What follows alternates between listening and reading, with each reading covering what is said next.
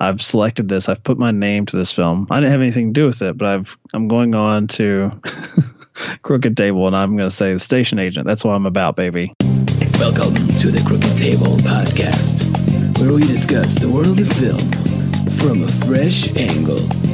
And now your host, Robert Yannis Jr. Welcome to the Crooked Table podcast. This is Rob. On this show, we democratize the film criticism conversation by bringing on fans and critics alike to dig into their personal connection to a current or classic release. On this episode, I am pleased to welcome to the show Michael Denniston. Welcome to the Crooked Table podcast. I'm just glad you got my name right, because I'm like, does he know which host is coming from this like Twitter account that you contacted? And if you had said the other guy, I was not going to correct you. I was just going to play as he would play it for this chosen film. Well, that's why it helps that we have the form for people to fill out for the email address and things like that. Because sometimes people, I mean, the at Crooked Table Twitter account is I run that one as well as my at Robert Yannis Jr. And so a lot of shows do the same kind of thing where you're basically, I guess, not hiding behind it, but you're really just promoting the show. I mean, you do the same thing, so I don't have to explain it to you. But you're acting as if you are the show personified, I guess. So you run into that sometimes. So it helps to clarify that. But of course. So welcome to the show, and can you tell people a little bit about what you have going on? I know that I think. I'm not even sure exactly. I think I just saw your Twitter feed pop up. I don't know if you started following me or vice versa first, but you have a podcast that centers on the movies of 1999, which is kind of a side quest that I've been sort of working into this podcast over the course of the year. Talked about Office Space and The Matrix and things like that. So there's a lot of great films in that year. So tell people a little bit about your show and anything else you have going on. Yeah, I think I remember. I'll date myself, so I don't know how young your demo is, but I'll be the old guy in the room and say 1999 was sort of a formative year for me as far as my love of film, because I was 16 at the time, so I could drive. And all right, good. I'm with good people here, exactly. Good upstanding folk, and so it was the first time in my life I could just.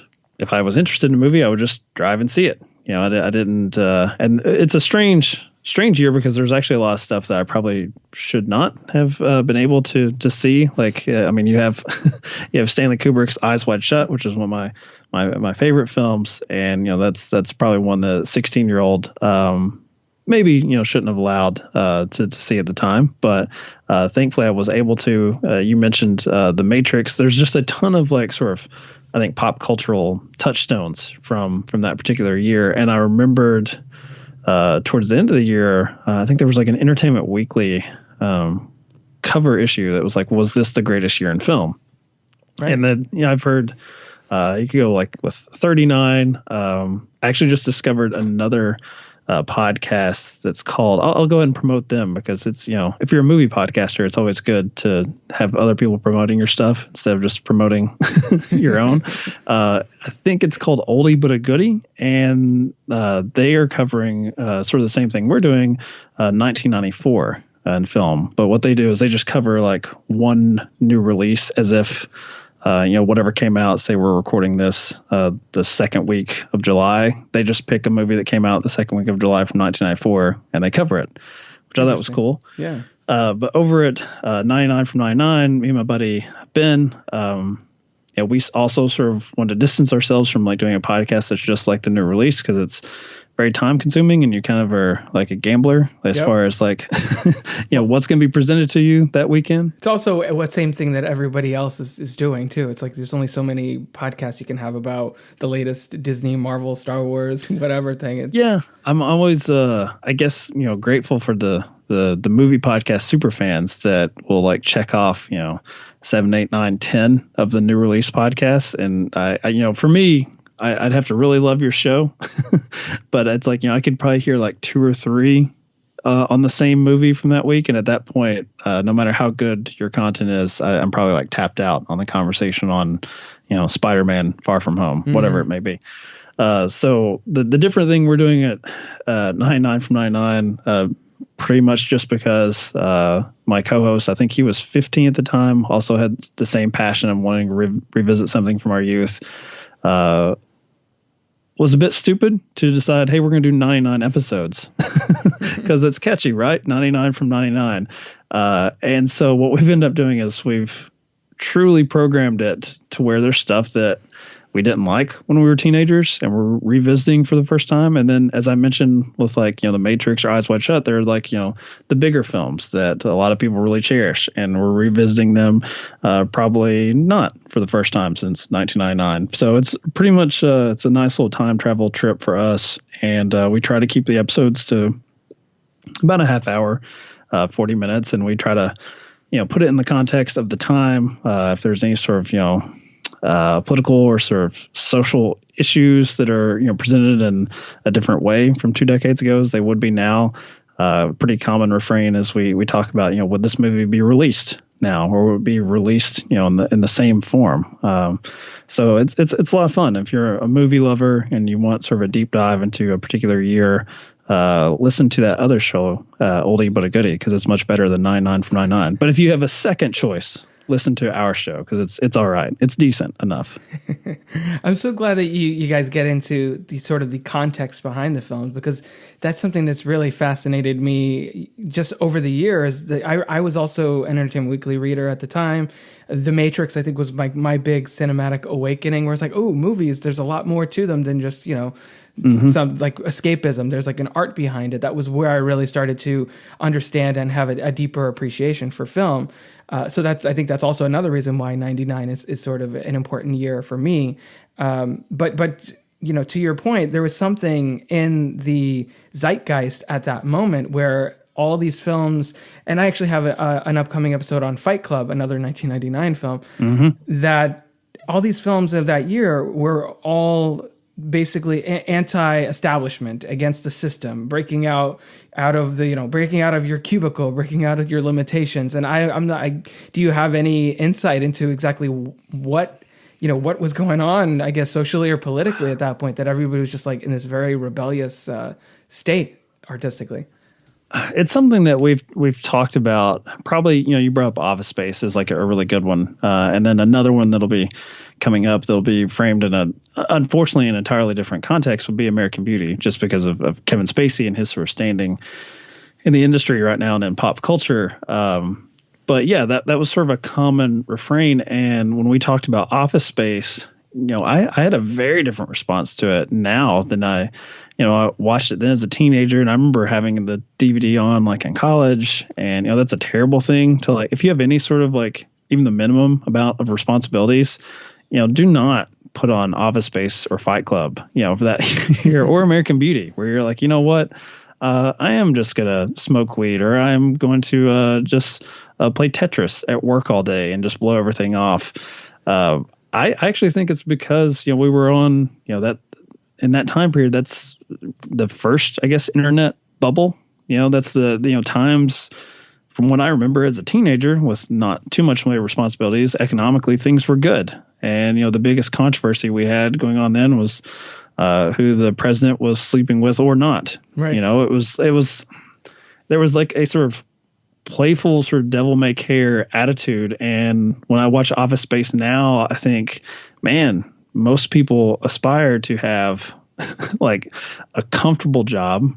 Maybe they're not totally respected. Maybe they're not totally like into what they're doing from like a passionate perspective. But it's not, the dire straits that people would have, certainly when you get to like 2007, 2008 with an economic crisis and people losing their homes. And not even getting into now, like the sort of political landscape. And it feels at times a little trite. And I think it's probably aged up those films and made them even far more nostalgic than probably what they should be. Because I don't think people, I don't want to speak for you, so I'll toss it to you as a question. Do you feel like people are as nostalgic for stuff like from 2009? Because I would be hard pressed to like tell you like, oh, that was the year of X, Y, and Z films from 2009. Yeah, not so much. I mean, I don't know, maybe it hasn't been long enough, I guess, because we're still talking about The Dark Knight as it came out like 5 years ago, even though it was 11 years ago at this point. We're getting old. Yep. Yeah, exactly. But so I don't know. I think it's something to do with the generation that was 30s, 40s, facing the workforce, and really kind of in the thick of it, maybe in '99, and then to us, just growing up with it, it just seemed kind of like cinema was very punk rock in 1999, basically, and that's the appeal for people our age. I'm not exactly sure. It's just it's pre 9/11 too. You mentioned Dark Knight, and that Batman trilogy. It would be totally different if it was not only if it was made in the 90s with, the bat nipples and all that stuff, but even if it was made by a filmmaker with, let's say, Christopher Nolan with similar sensibilities, somehow he's just more successful in the 90s. They're very different if they're coming out and 9/11 has not happened. And you see that. I think that's probably why I'm not as interested in revisiting the films from, the early mid 2000s as much, is because, that it felt like you were sticking your head in the sand if you weren't sort of playing to that tone or commenting on this new framework of the country and the world at that point. And so, and for me, like 99 feels kind of like a last gasp of that before like the world changed in a dramatic way. We just recently did a string of episodes on movies I didn't like Austin Powers 2 and Big Daddy. And, even though I dislike those films, it's still cool to go back and revisit a time when Adam Sandler, was releasing a comedy about him hanging out with like a 4-year-old, and it was a big event for people to go out and see, and not just something people make fun of on Netflix. It's just a ton of stuff has just changed, even just in movie terms as a cinematic fan. So yeah, I don't know. Maybe it's just we're old. Maybe I'm just old and I'm just saying that everything was better then, and it's really not. But at least on our podcast, it is. So that's where we're stuck. It was better for us because we were teenagers, and didn't have to worry about all the implications of everything going on in the world. I think that's part of it too. But can you imagine, like, if podcasting was a thing then, like how, like, I'll speak for myself again, how terrible like my points of view would be, or if I was doing a podcast and it was like a new release podcast in 1999. That would be like terrible radio. I think I speak better about movies when I have some distance from them anyway. Yeah, so I like to sit with things first. So that's why I'm excited to come on your show and talk about, a film that is just as impactful and well known as The Dark Knight with the station agent. Well, no, but I mentioned to you right before we started recording that that's part of what I like about doing this show, is that we can go from, I just posted, as of this recording, I just posted an episode on Skyfall, which has very much a kind of post 9/11 Dark Knight-esque vibe to it, and is over $1 billion grosser, to this one, which, let me see, grossed a total of 8 million worldwide. There we go. So, but that's actually, that's far more impressive than what I would have thought that it would have accomplished now. Like, this is, first off, I don't think this movie is like made. If it is, I think it's like straight to video on demand in this day and age. Oh, absolutely. Yeah. This would be maybe a Netflix movie, maybe not even big enough to be a Netflix movie. Right. No. So it's good that you're getting a little bit of break from 1999. So before, I was thankful for that, because when you invited me on, I'm like, so do you want me to pick a movie from 1999? Because I'll find one we've not covered, but it'll probably be pretty bad. But thankfully you said no. How about you do something else? So I went with Station Agent. Give you a break from that year in cinema. Yeah. But before we move 100% from 99, I wanted to ask you, since you've been rewatching or watching for the first time so many films from that year, is there something that you've gone back and that you have a radically different opinion on, or maybe something that you hadn't seen from 1999 that you're just now discovering and want to share with listeners? Yeah. So I guess that's two different answers there. I mentioned Big Daddy, which I think I was indifferent to as a teenager, which probably meant that was like a negative review, but I just didn't realize how negative I was going to be on it until I was like an adult. And I just, I looked at Big Daddy as if it was some artifact from a completely different society centuries ago, where I'm like, it kind of is. Like, I don't know why people thought this was funny. Like, I don't get it. It had me questioning like the other previous like Adam Sandler films, like that I had enjoyed, and I've not watched Happy Gilmore, Billy Madison probably as an adult, and so now I probably won't, because I didn't have any negative feelings in particular about Adam Sandler at this point in my life, because if he came out with something I didn't have interest in, like say Grown Ups, I just didn't watch it, Yeah, like exactly. I do remember seeing Big Daddy as a teenager, because it's an Adam Sandler movie. I'm a teenage boy. That's what I'm going to do. And man, when I watched as an adult, I was just so angry about it. And I think it's probably an episode don't listen to. I'm going to be the guy that comes on another podcast and said, don't listen to that episode that I did, because it wasn't good. Because I think I actually scared my co-host, where he was like, all right, you're getting too upset about something that came out 20 years ago. So thankfully there was a film that came out around the same time period called An Ideal Husband, that's based on an Oscar Wilde play. And I'm not, literary scholar, don't have much experience with Oscar Wilde other than dating some girls in college that would have his quotes, those refrigerator magnets and stuff. Right. That is my sort of English background in that regard. So it was something I really didn't think I'd like. And I had a lot of fun with that one. And unfortunately for my co-host, that was his Big Daddy moment, where it was a film that he remembered liking, and then when he watched as an adult, he didn't really get into it. But that one's got Minnie Driver and Rupert Everett in it. Julianne Moore is the big villain, and I love Julianne Moore, and her getting a chance to play the heel is always great. So yeah, An Ideal Husband and Big Daddy have been the two that I came into thinking okay, I'm gonna enjoy that. Okay, I'm gonna dislike that one, and it was totally flipped. And then there's stuff like The Matrix, which you mentioned you probably don't ever get too much distance from, because it was such a pop culture titan, that it's going to stay in your head, those sequences that even watching it now, even if it had been 4 or 5 years, I'm just way too familiar with it to give a fresh take on it. Yeah, absolutely. No, and The Matrix is one of my very favorite movies. So it's also funny just going back to since you're going back to a very specific point in cinema history, how much things have changed, and the fact that now Adam Sandler is basically, detested in most circles, and a pariah kind of.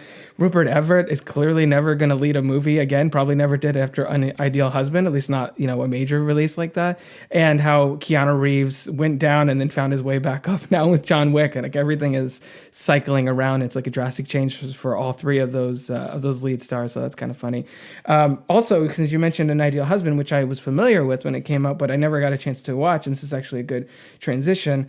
That is actually also on Hoopla, which is the library system where I found this film on. So I just marked that as a favorite. So I'll have to go check that out on your recommendation. So listen. A lot of pressure on me now. I should have picked something else, because now you're gonna blame me. I'm gonna angry tweet you. I'm gonna angry tweet you. I'll be like, come on, Michael.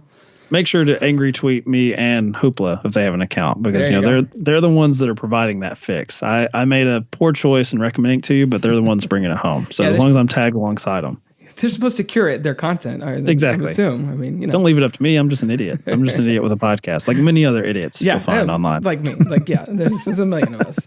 Millions of us. So that's kind of a decent transition into the film we're going to be talking about this episode, The Station Agent from 2003. So let's listen to a little bit of the trailer right now. Finn is about to start a new life. Where do you live? In the depot. What grade are you in? I'm finished with school. Olivia is leaving her old life behind. I'm so sorry. Can I give you a ride somewhere? No. You're sure? Yes. How you doing? And Joe. Do you sell coffee? Where are you from? Hoboken. I live in Manhattan, dude. Just doesn't have a life. I've been here for 6 weeks. It's driving me crazy. But together... Hey, how you doing out there? We don't have to talk. We can just eat. Okay. They're trying to get their lives back on track. This was fun, right? Yeah. You have a nice chin. Very lucky, bro. She's a pretty woman. You're the man. What do you mean? You're the man. Okay. That was a little bit of the trailer for The Station Agent from 2003, written and directed by Tom McCarthy. As I mentioned, not a huge box office draw, total of 8.7 worldwide, 5.7 domestic, but it had a budget of $500,000. So considering this movie is so tiny, like what is your experience with it? Did you see it initially when it came out, and why is this the one that you wanted to talk about, other than the fact that it didn't come out in 1999, of course? Yeah. I mean, I had a lot of choices, right? I had every other year to go with. Exactly. No, I don't remember when I saw it. I did not see this on initial release. I don't know. Being in Lexington, Kentucky, I don't know if it came my way. Maybe we have one art house theater that could have played it, but I certainly wasn't familiar with it because this was Tom McCarthy directed this, which now I guess with the Spotlight victory would have a little bit more recognition. But I think at the time, just like, oh, that's like a character actor, and he's doing this very small movie with some other character actors. So there wasn't anyone in this film that I'm like, oh, I've got to see this Peter Dinklage guy. I've got to see what this is about, or Patricia Clarkson. I'm pretty sure, I don't remember, but it's likely that I bought this DVD at like a Hollywood or Blockbuster Video going out of business, and was like just buying up stuff that I didn't think I'd ever like see again. You know, this like right before like Netflix became huge and like streaming became huge. And so I was not so much like a collector, like I was like, you know, getting the best stuff, but I was kind of a hoarder of things. And I think I like purchased stuff in fear that I would never have access to it again. Right. So it's like, so I was like curating my own library. So before like the streaming wars, you know, happened, it seems like every day now we have another service that's like saying you can only see our films if you pay us a subscription fee. I was doing that myself. So I've got my own little bunker that my wife sort of makes fun of as far as these random things, these random movies that I've got on my shelf, a lot of which I've not watched yet. But this is one that for whatever reason, one day I just pulled it off the shelf and I was like, all right, let's see what I spent like $1 or $2 on. And when you asked me to come on the show, which I really appreciate, by the way, because I started listening to it, and I let you, you've covered some like classic stuff. So you mentioned like Skyfall, of course, a big like, you know, box office success, but like Some Like It Hot. And so like, as I was listening to those episodes, I'm like, wow, I'm coming to like bat with The Station Agent. Maybe I made a wrong choice, but like, I think I gave you like 3 because like the mood you caught me in when we were having these like DMs, I was like, I don't know if I was depressed. I don't know what was going on with me, but I'm like, let's do a conversation on movies about loners. And so the other 2 was Up in the Air, George Clooney, which was, you know, more successful, and Shame, the Michael Fassbender sex addiction movie. So clearly, like, you know, I'm looking at stuff where I want the characters to be somewhat unlikable. And I don't know if you felt that way, but Peter Dinklage for, you know, good stretches here. You know, he's certainly not the most charming dude. You know, he's a man of few words, and he basically wants silence and he wants to be left alone, and he's going through a grieving process. So I don't know, you know, it doesn't really explain my personality too much because I'm not really like a dark character most of the time. So if you'd caught me, you know, on another week, I might have said, hey, let's do Bridesmaids because Bridesmaids is funny.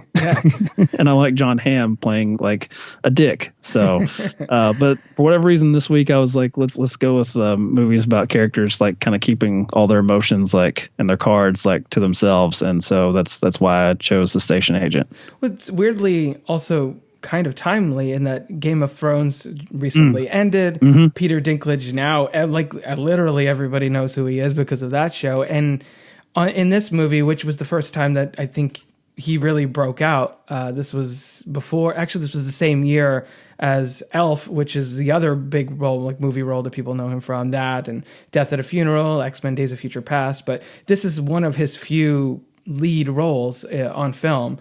And he's playing a character that couldn't be more different than Tyrion Lannister here. And that coupled with the fact that Tom McCarthy did it, and I'm a fan of Spotlight. I thought The Visitor was really interesting. So it's a chance for me to fill in some holes in his filmography as well.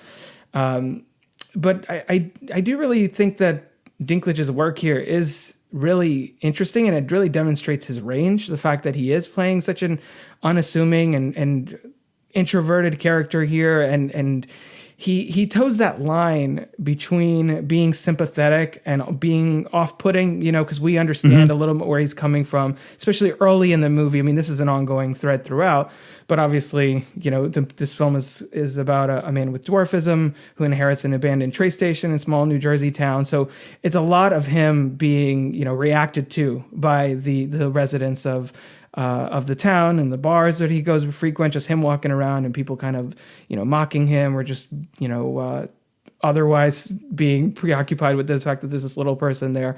And even if they're overly friendly, right, it's that. Right. It's not genuine seeming. Right. And or even if it is, he's very suspicious of it. And I think the movie, I feel like lays that on a little bit thick in the first maybe 20 minutes where, they're really trying to drive home the fact that he is treated differently by everyone, which is realistic, but at the same point, I don't know. I thought that was an interesting dynamic to portray because we haven't really seen that on film before. When you have dwarfs on screen, it's usually for, as I mentioned, Elf, where it's basically a gag in that film, and it's there's all these films about race and different other socio-political issues and things like that. So it's interesting to delve into the world of dwarfism and what it's like to put us in those shoes. Yeah, it's also got that small town vibe, right? Where you assume, even given the interest that's garnered for him, genuine or not, based on his height. There would be some of that from, if it was a 6 foot tall dude, just that moves into town. Like you could see like a version of this where Michelle Williams plays a very small part as a librarian, and she seems to come from an unhappy or maybe unfulfilling relationship. Maybe not always unhappy, but certainly not the way she projects herself where she wants to be, even at this young point in her life. She may just grasp on to someone with an outsider's perspective just because she feels like she knows everybody in this town and she's still like sort of left wanting. But I wondered on rewatch because I stupidly, I guess, I sort of threw out all three of them and it was just like, I remember liking all three of those movies. Yeah. and so with this one, after we decided on it, I was like, ooh, I really hope they handle that sort of, thread. You mentioned Elf, where it's like used as a gag. Mm-hmm. I'm like, I hope that it's not just like, let's watch this man sort of take abuse for an hour and a half and then have a big speech where, the audience is made to feel bad for him. Thankfully, it doesn't do that. It becomes this sort of examination of people who they don't want to need other human beings, but at that particular moment, they kind of need it's like they need some buffer from the rest of the world, or maybe a buffer from where their thoughts would take them. Because you see a couple of characters here who do tempt fate with suicidal thoughts, basically. Mm-hmm. One you could argue is accidental. It's sort of a drunken state where Dinklage sort of puts himself in a position for him to die, and he's not of sound mind to sort of see that as a bad thing.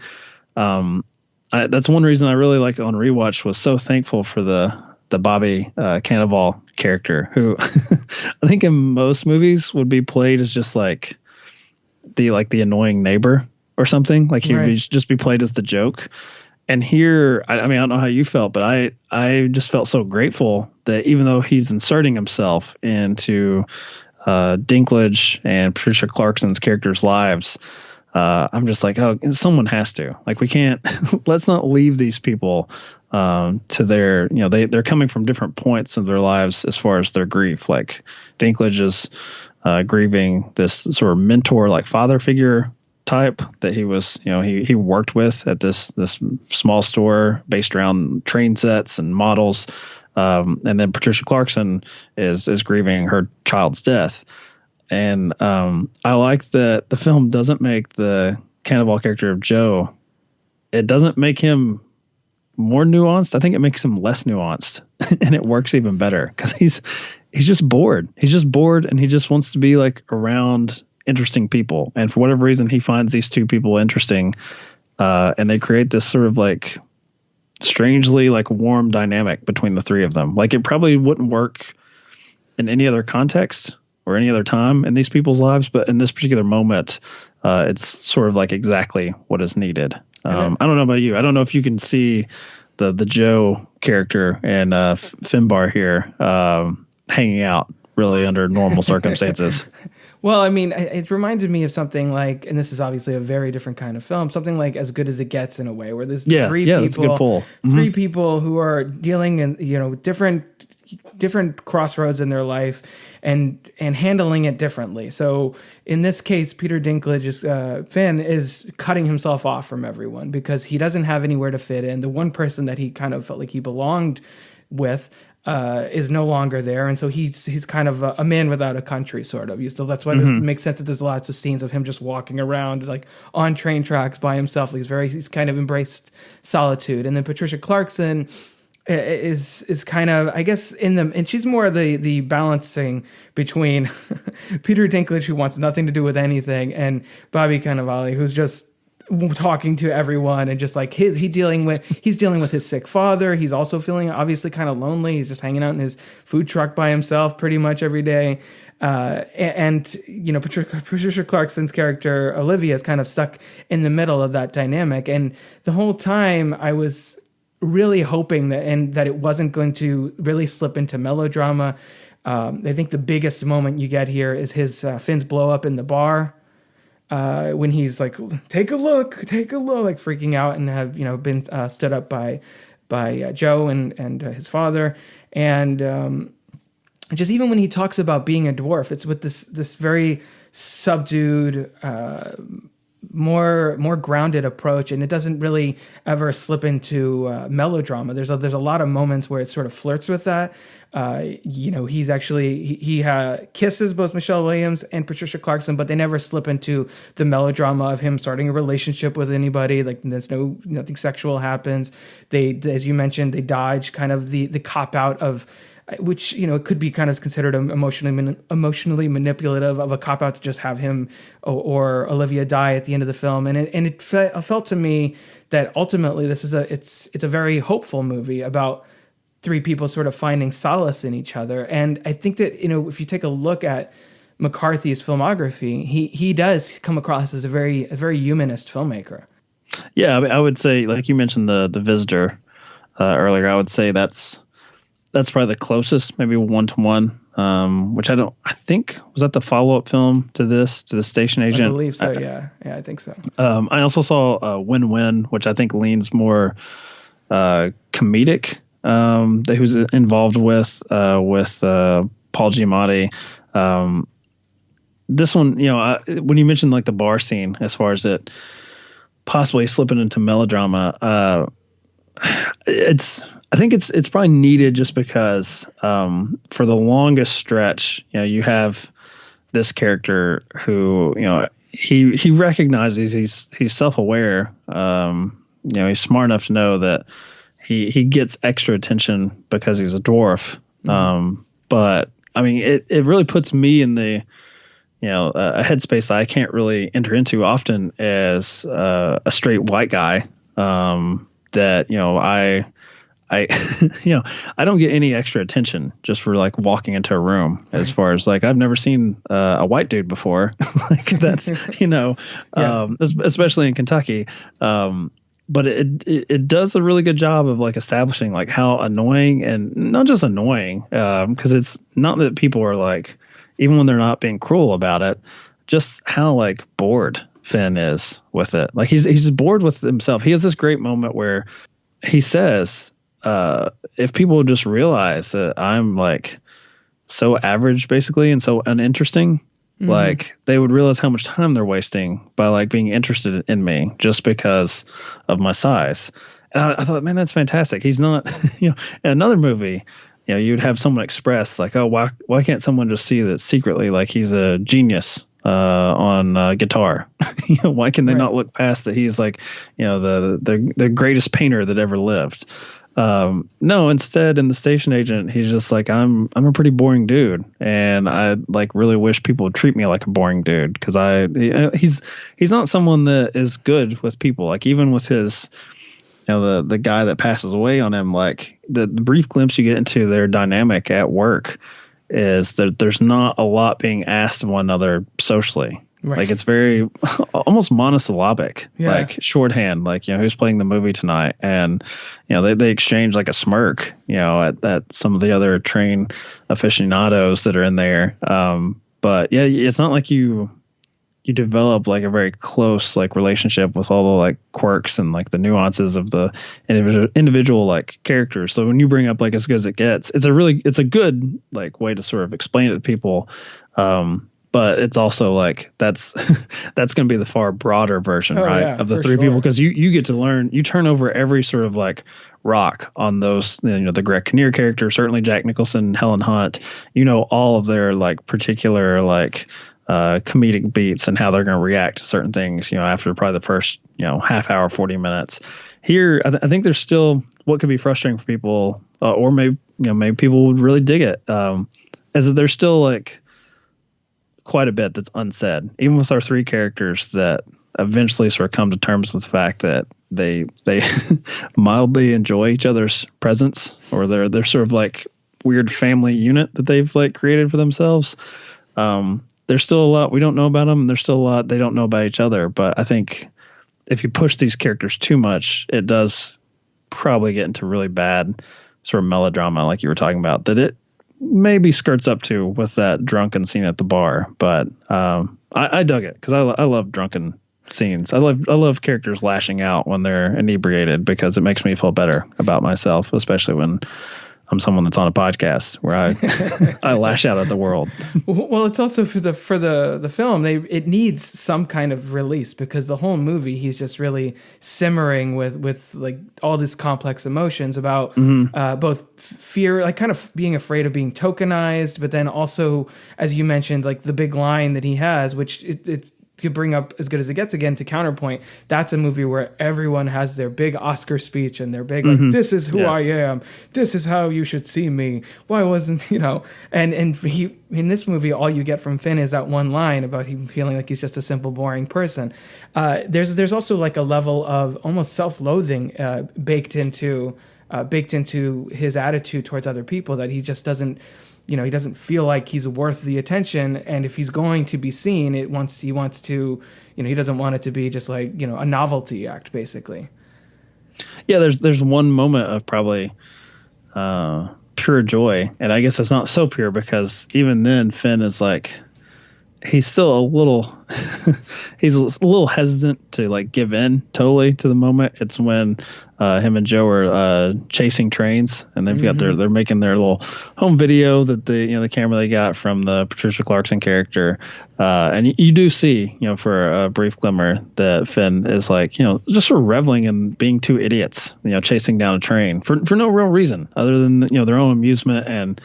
And it's I don't think it's coincidence that he's sort of chosen a hobby or a passion that is so isolated and sort of stuck in the past. Like it's you have the Bobby Cannavale character who is like so headstrong that he's going to force himself into learning about trains when I don't think it takes much to read into that he probably really doesn't give a shit about trains. But Finn, he's going to find some way to like hang out with this dude. And I think other films may like kind of poke fun at Finn for that, or there's some sort of like hipster card he's playing where he's like chosen a hobby or a way to spend his time that doesn't allow other people in. But I don't ever feel that the film is judgmental really about much. I mean, maybe the most judgmental thing it has is with the side character that kind of hints at possibly like an abusive relationship with Michelle Williams, and I think then that's rightfully so that we should judge that character. But everything else, even with Joe's food truck, he's kind of the oaf or the idiot, but I don't think the film pokes fun at him either. He's a good son who's like concerned about his dad, and he's concerned when he makes a friend, even if that friend is like kind of trying to put up some barriers, he's still concerned about their well-being. He wants to check in on them. And I really love a lot of the quiet moments too between either Joe and Finn. I think as you mentioned, one of the few moments of kind of loud, boisterous behavior we get from Finn is that scene when they're train chasing. But the little quiet character beats, like when they're sharing beef jerky, and he's that little gestures that show that he's starting to open up with them. Or it reminds me of a quote from Pulp Fiction where she's like, "Don't you hate that uncomfortable silences?" It's about why do people feel the need to just yak about bullshit, and why can't they just sit quietly and enjoy each other's company? Which is what you get when they're all having lunch, and Joe has to take off to take care of his dad, and Olivia's just like, "We don't have to talk. We could just sit here and eat." And so Finn kind of finds a little bit of kinship with her in that way, and that she also values the sound of silence, as Simon and Garfunkel would put it, I guess. And he is able to just be with other people and not feel the pressure of having to, I don't know, perform for them, whatever that means to all the onlookers that he's constantly subjected to, or live up to some expectation of what they're expecting of him. You get those two idiots early in the movie that come over to buy coffee from Joe's truck, and they're like, "Hey, look at this guy," and they're like basically like taunting him from a distance, things like that. So it's really, I think, an exercise in Finn starting to realize that you can connect to people on a deeper level. And I really like the ensemble that they surround him with here. You mentioned Michelle Williams already, and then there's the little girl Cleo who at first has that very straightforward interaction with him, just like kids do, and then it ultimately ends up being sort of the symbolic turning point for him to speak at her class at the end. And of course, that's the way this film ends. Yeah, I like that also. She, I believe she uses, the M word, which... she does, yeah. Which, I mean, I feel like, we talked about 99 from 99 earlier, and talked about how old I am. Not you. You're still a young man. Strangely, we're the same age, but you're still young. I'm old. But I like that moment, because for like when I was growing up, that word, there was nothing offensive, at least about that word to me. I realize I don't have that life experience, so it's easier for me to say that. But I'm saying legitimately, like that wouldn't, the movies I would have watched, if someone had said that, I don't even think it would have played the same as it did here. Right. And I really thought it was smart to have a child say it out of innocence, where there's nothing shaded, where like, if an adult comes up and says that, you're thinking, okay, this is some sort of aggressive challenge that right. they should know better. They know, like they're like trying to like start something with this guy. And I like that, Finn, it doesn't even like, it's not even a beat. He's like looking at this like train, and is just like, no, I'm not. I'm a dwarf, and like as I said, like there's a through line in this film where he is just he's bored with the perception of himself entirely. So even those moments that I think in a, you look at something like Forrest Gump, like where he's being bullied as a kid, and that leads to like this swelling of the music, and he breaks off his magic legs, that sort of thing. And here it's just like batted away, like, no, that's not what I am. I'm this, and that's it. And then the kid in multiple sequences like has these brief like little conversations, if you can call them that, with Finn, and then just like not walks off, but like runs off like a child, like just like, that's enough of that. And it's sweet and it's tender, but it's not saccharine sweet, like the way they handle that. And so anytime, like, this was one of those moments when the child was introduced that I was like, oh God, what does this kid say? Like, how do they play this? And so I was thankful that McCarthy is very restrained with all of his melodramatic moments, and all of his uplifting moments are, they're all at the same level here. This is a nice happy medium with this film. It's a very tonally balanced movie, and the fact that he says so much with with so little. You know, it's easy to see why this screenplay actually won a BAFTA and an Indie Spirit Award.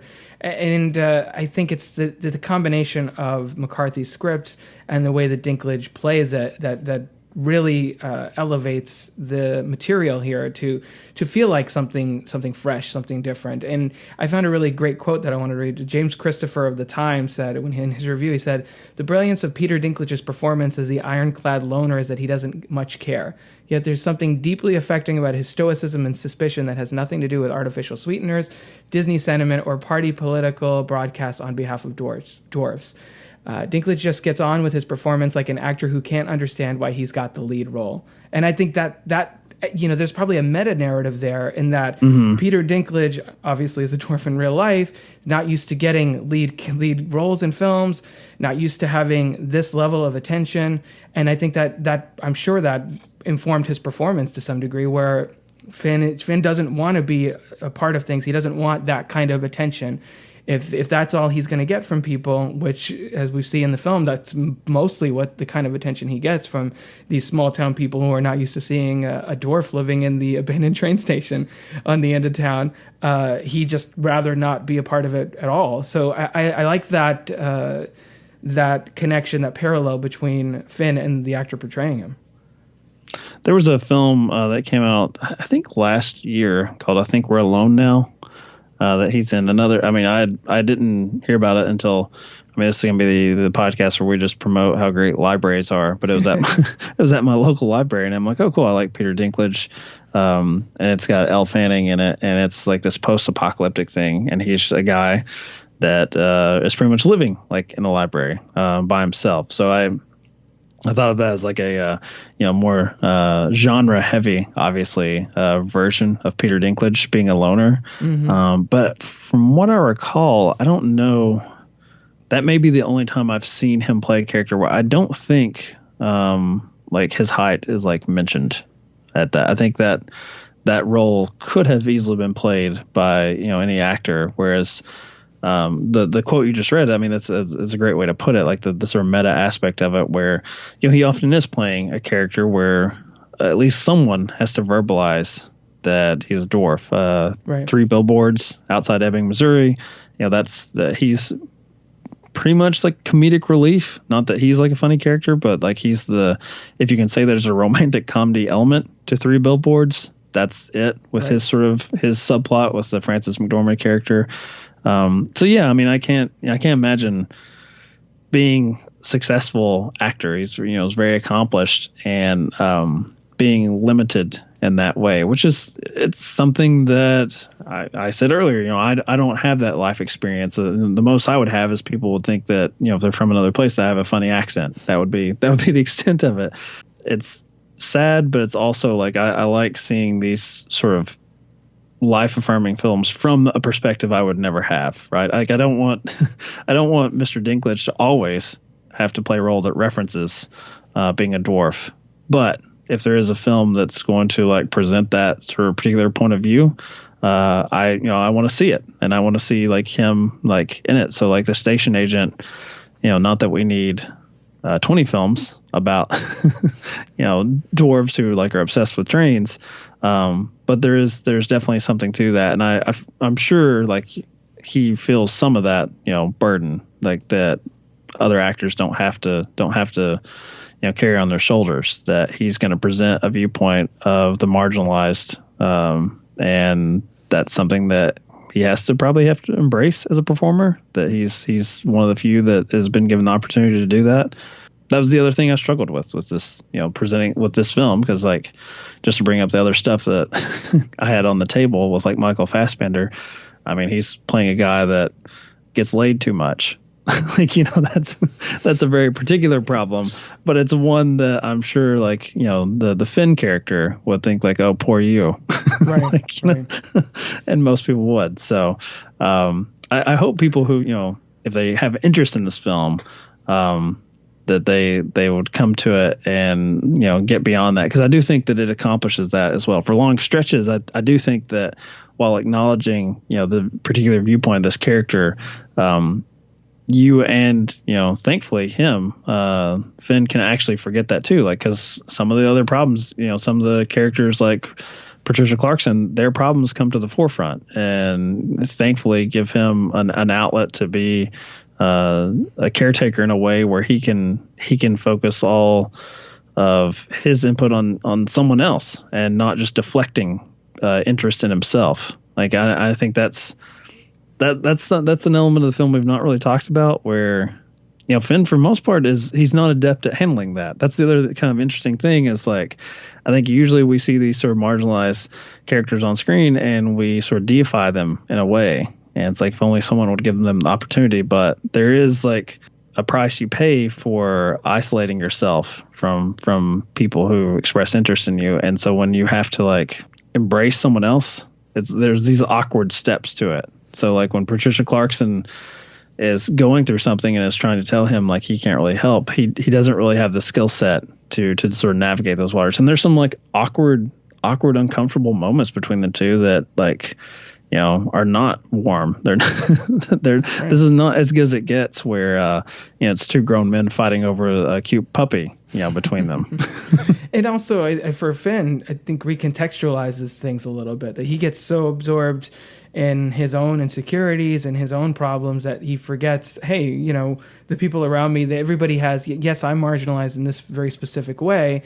And again, obviously there's a lot of pressure on Dinklage and McCarthy that this is our one shot at capturing the dwarfism experience on film. And I'd like to imagine, especially since, apparently McCarthy wrote this movie for these actors, that he knew Dinklage a little bit before this. Then maybe Dinklage had a little bit of input in the way the character was portrayed. I would imagine that was probably the case, especially for a small film like this, a lot of creative control and that kind of thing. But, everybody's going through, everybody has problems. Might not be the same problems as yours. Everybody has these issues and everybody processes it in different ways. And you mentioned Patricia Clarkson, who, again, like Dinklage, had kind of a breakout year. I mean, she'd been making films forever before this, but between this movie and Pieces of April, which got her so far only Oscar nomination, this was also, I think, part of her really being recognized as like an indie queen, basically. From this point on, she's popped up in things all over the place. And the same thing with Bobby Cannavale, who I didn't even really know until I think a couple of years later. There was that Shall We Dance movie, which also is on Hoopla. I noticed earlier with Richard Gere and Jennifer Lopez that he has kind of a smallish role in that. And I think he should be a far bigger star at this point than what he is. Every time I see him, I think he should be like, leading man in like romantic comedies or like action movies or something. He's like, I'm not knocking anybody, but I don't see too much difference as far as like charismatic skill set between him and like The Rock, and it's like, obviously there's a physical difference in why The Rock's in the action movies, but I'm like, I just like, whenever he's on screen, I just want to hang out with this dude. And he's playing a guy I don't really want to hang out with, like Joe, like, because he would never stop talking. Yeah, I mean, he doesn't allow much in the way of oxygen in the room, and like, I'm a podcaster. I can't have the other person, like, they're just saying, oh, and that's Mike. He's here to do the intro and the outro, and we'll see you next time. But yeah, like you mentioned in Patricia Clarkson, it's just so strange. Like for another podcast I was watching just this last week, Friends with Benefits. And she's like a dramatically different character. And but yet again, same thing where I was just so happy to see her. And she's just playing like the hippie mother of the Mila Kunis character. I think, I want to touch more on like the meta thing you said earlier, where it's like a character, these three character actors, are given such a small space. Like this wouldn't work on the stage, obviously, because, I don't know how I guess you could get creative as far as doing the train chasing sequence, but it would probably look a little silly on the stage.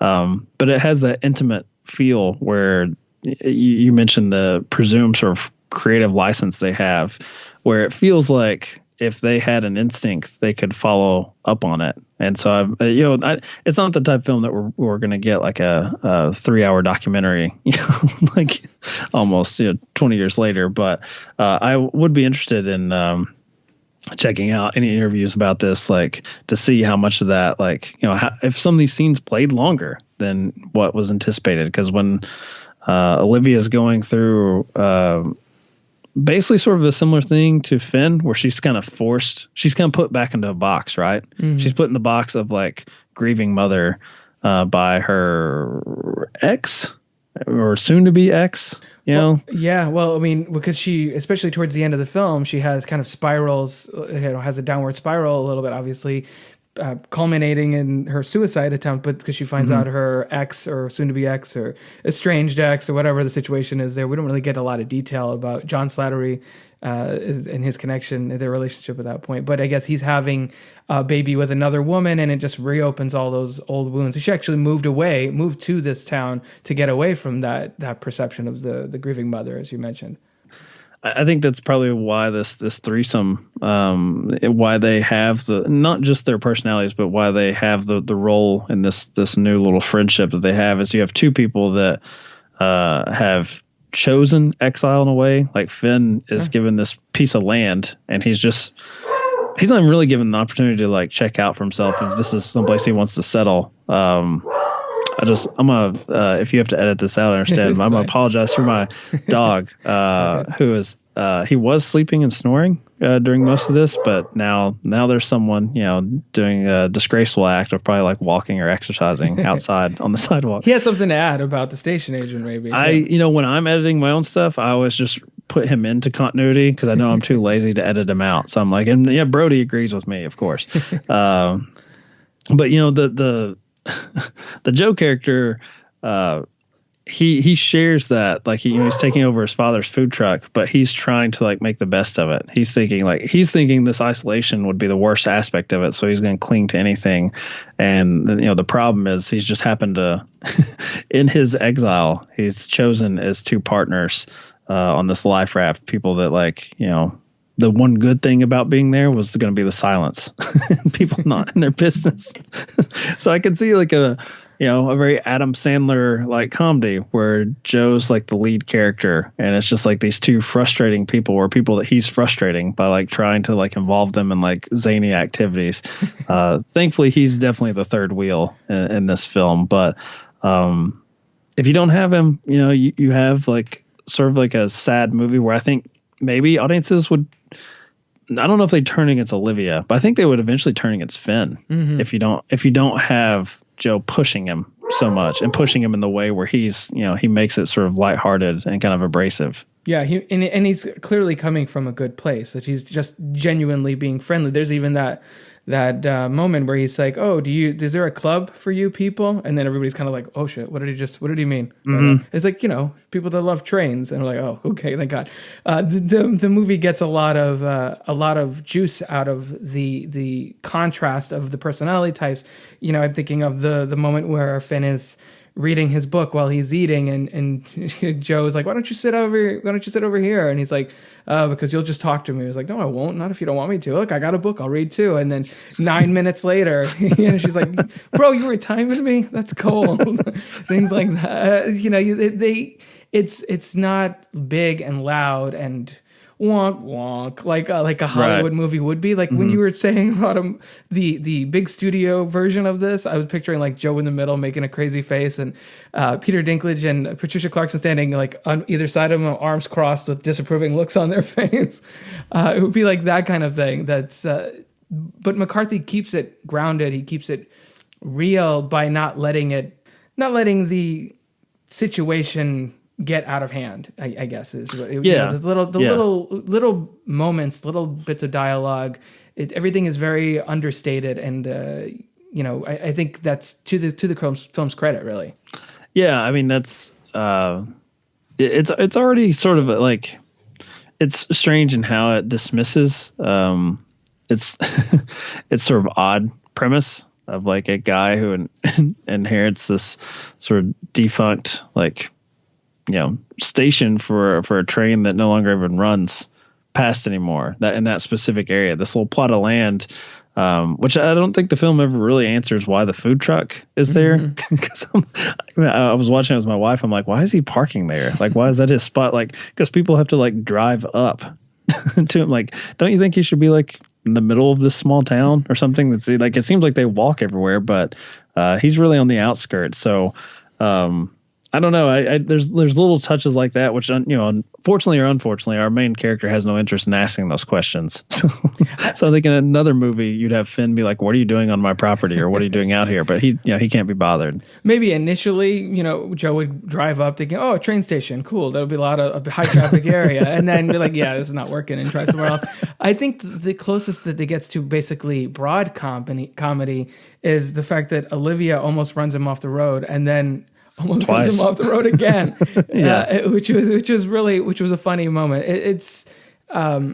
I feel like McCarthy really understands how to punctuate the underlying, not even underlying, but the kind of sadness, the fact that these are all very disconnected, despondent people, and punctuating it with those little bits of humor so that it doesn't overtake the story at hand, but it just, as you said, with Joe, just livens it up and adds that little bit of levity and makes it a little more accessible and challenge the characters challenge each other. I guess Joe's really challenging them more than anything else, because otherwise the two of them would be sitting in silence the whole movie. It wouldn't be there wouldn't be a whole lot of forward momentum for their stories. Yeah, Joe's the even though Patricia Clarkson, Olivia's the one that we have two, I guess, car sequences that are as close as you get to action scenes, right? Where someone has to, Joe basically is the explosions you bring into this dynamic to at least push them to like move, move into town and speak to another human being, which I think coming from a very small town in Kentucky is another element I really liked, because I think, growing up and hating being in a small town and wanting to get away. And then as you get older, like sort of reflecting back, I was like, oh, there's a lot of cool elements of living in a small town, and a lot of things you end up missing, which I think is normal as you get older. I liked that, especially with two loner characters who, as you said, Olivia's sort of settled there to get away and to sort of be alone with her thoughts and not being reminded of, a life that she's not quite let go of, that it doesn't glorify and doesn't condemn the sort of small town experience. You have the idiots and the busybodies that are, a bit too much into your personal space or your business.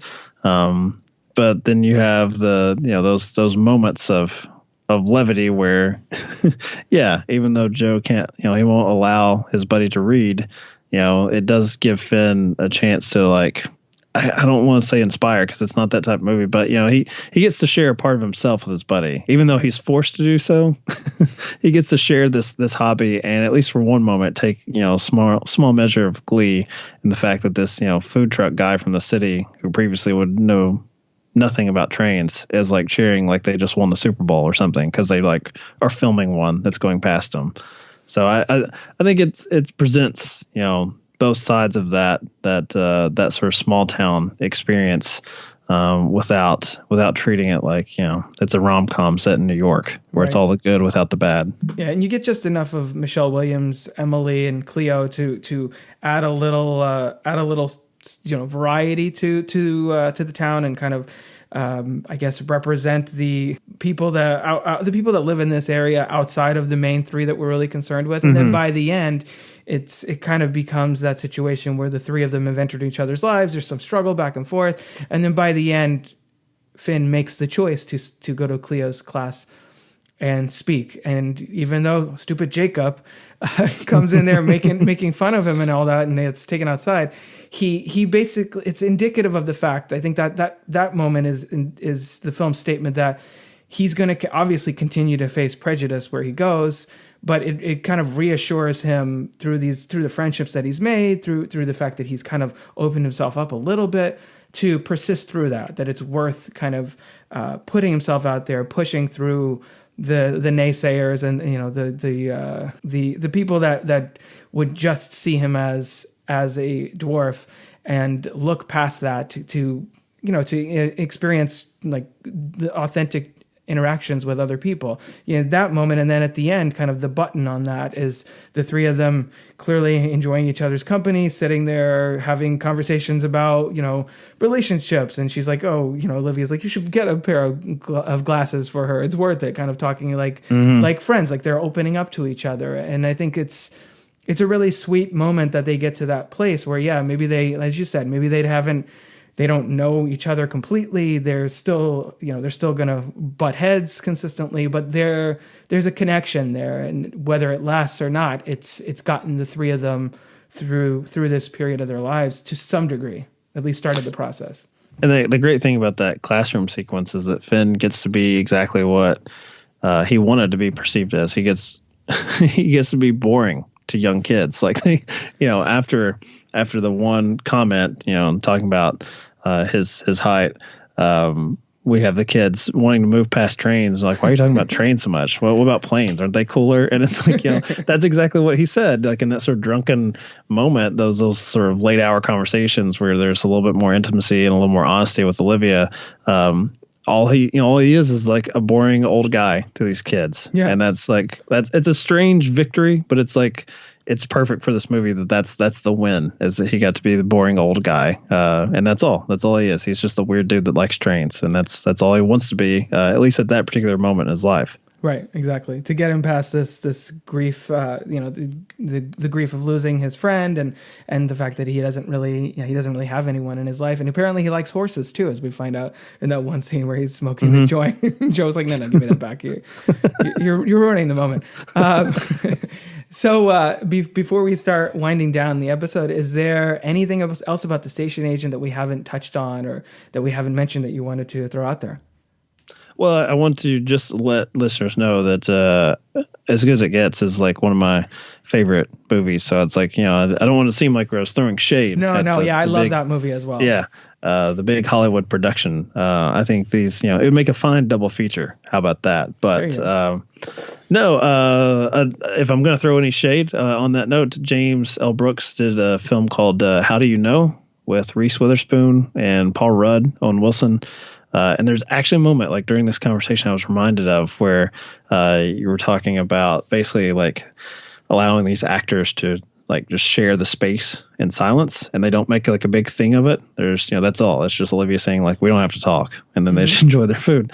There's a dinner sequence, I think a first date sequence with Paul Rudd and Reese Witherspoon in that film where she says the same thing.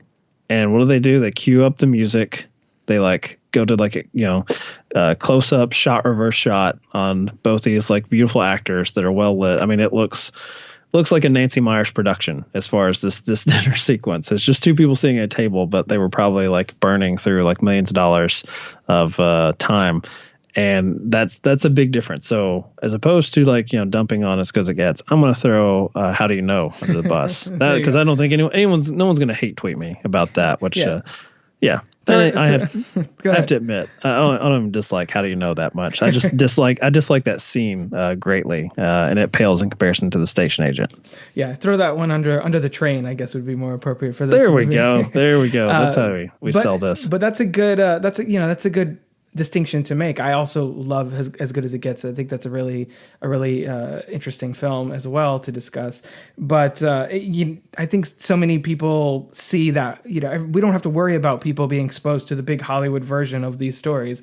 I think it helps to, even though you picked the movie that's made $5 million domestically, I think it's important for people to seek out these smaller films. And now, as I mentioned with Dinklage, this is a good time. If you're jonesing for more Peter Dinklage, this is a good film to check out and kind of see just how much range he has as an actor.